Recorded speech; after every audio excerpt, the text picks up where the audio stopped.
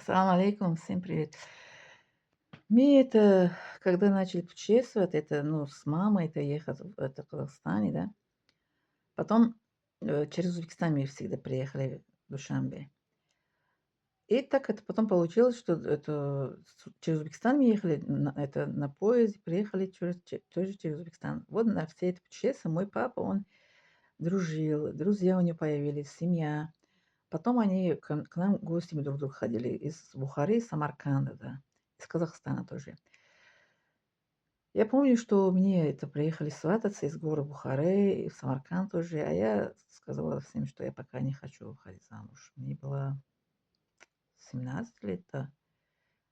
Даже мне 16 лет тоже были, они как это сватали. Мой папа сказал, моя дочка пока еще маленькая, она еще школьницей была.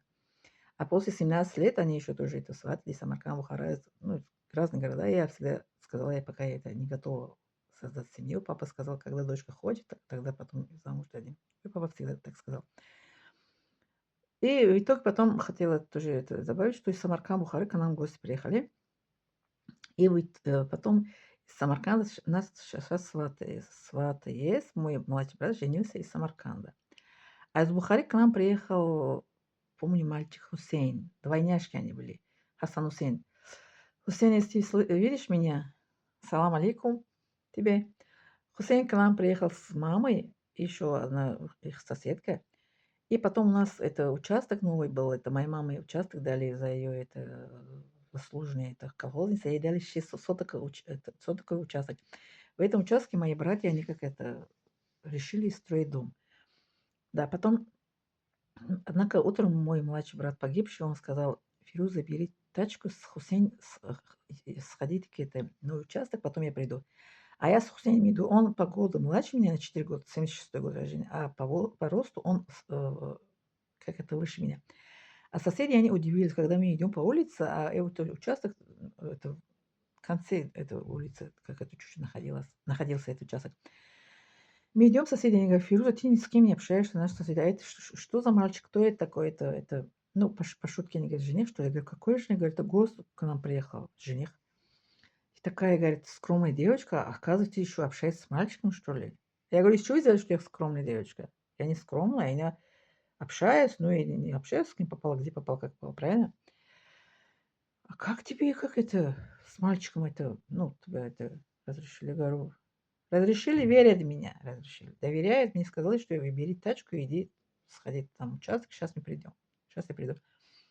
Я с этой Хусейн, мы дорогой как пошутили, пообщались и пошли это в участок.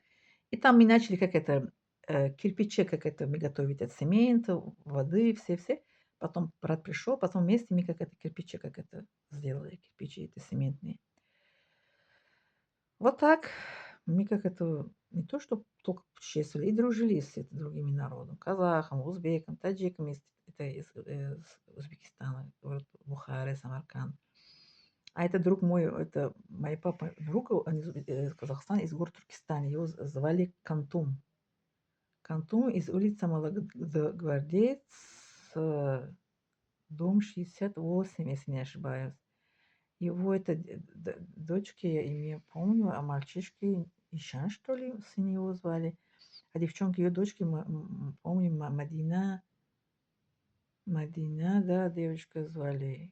Остальные девочки, я это не помню, потому что с Мадиной мы играли, как там, у них это стадион такой, это, там они, девчонки играют, и мальчишки отдельно играют в Казахстане, когда мы это ездили, там, путешествовали. Я по вечерам с девчонками пошли там баскетбол, волейбол играли, а мальчишки в футбол играли.